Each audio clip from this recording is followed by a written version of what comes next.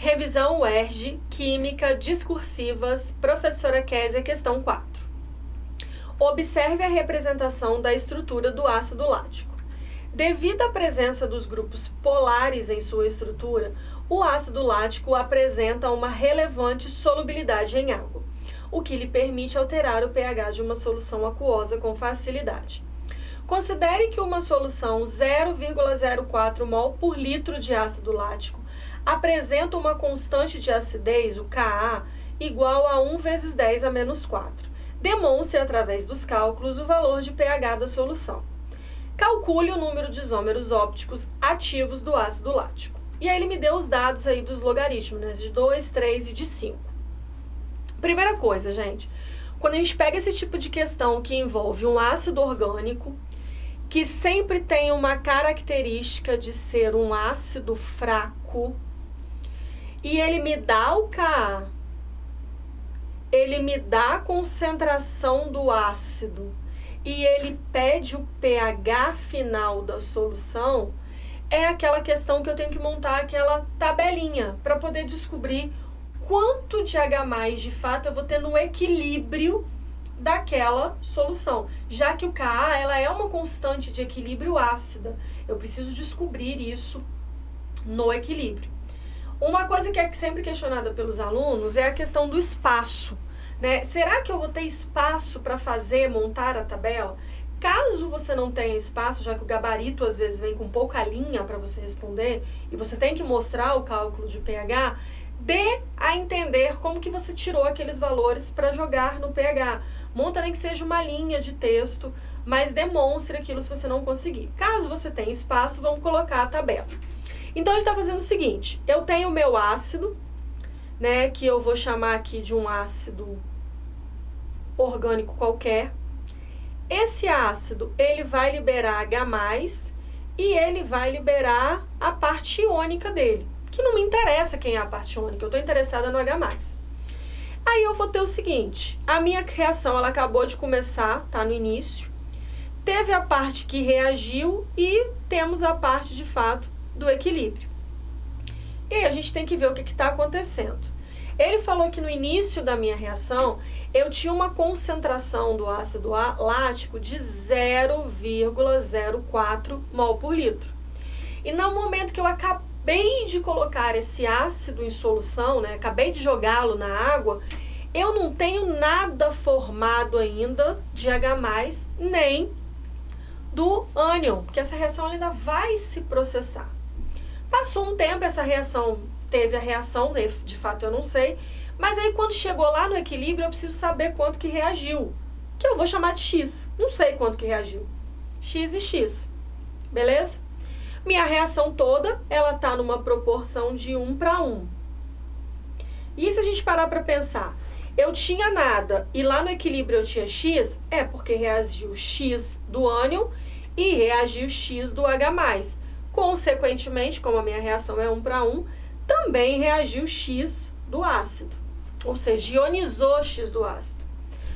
Só que se a gente parar para pensar, 0,04 menos X, como é um ácido fraco, isso vai ionizar tão pouco, X vai ser tão pequeno, que eu posso falar que lá no equilíbrio eu continuo tendo 0,04 mol por litro também do ácido.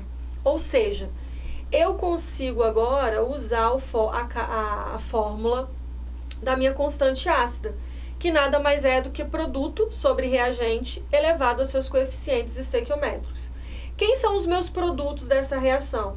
A concentração do ânion vezes a concentração de H+, dividido pelo meu reagente, que é o próprio ácido.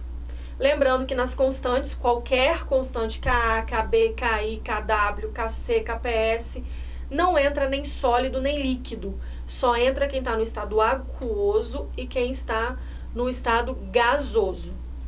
Ka, ele falou que é 10 a menos 4. A quantidade, né, a concentração, tanto do ácido, do ânion, quanto do H+, é X. E a concentração do ácido é 0,04 mol por litro. Fazendo toda essa conta, eu vou descobrir que X vale 2 vezes 10 a menos 3 mol por litro. Ok? Se eu tenho agora, né, já que X ele é igual à concentração de H+, eu posso usar o meu cálculo de pH, que é menos log da concentração de H+. Então, o pH vai ser menos log de 2 vezes 10 a menos 3. Lembrando que o log da multiplicação é a mesma coisa que o log da soma. Então, eu vou ter log de 2 mais o log de 10 a menos 3. O log de 2 ele me deu, que é 0,3. Log, né, com uma potência, só descer a potência com sinal e tudo. Lembrando que tem um sinal de menos do lado de fora, logo eu vou conseguir chegar num valor positivo, já que não existe pH negativo, de 2,7, que é o valor do meu pH do meio. E aí ele pergunta ainda, calcule o número de isômeros ópticos ativos do ácido lático. Isômeros ópticos está relacionado com o carbono quiral, aquele carbono que está ligado a 4 ligantes diferentes. Então, se a gente olhar nessa fórmula, esse carbono aqui, que eu estou marcando de vermelho, ele é um carbono que ele tem 4 ligantes diferentes.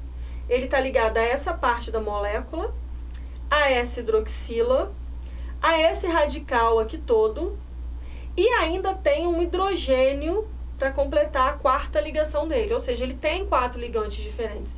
Então, esse é o único carbono quiral que tem nessa molécula.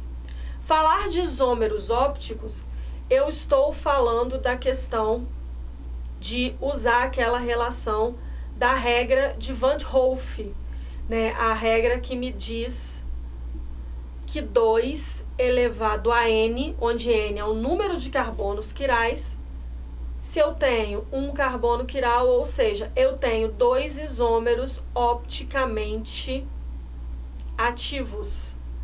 Deixa eu só consertar aqui.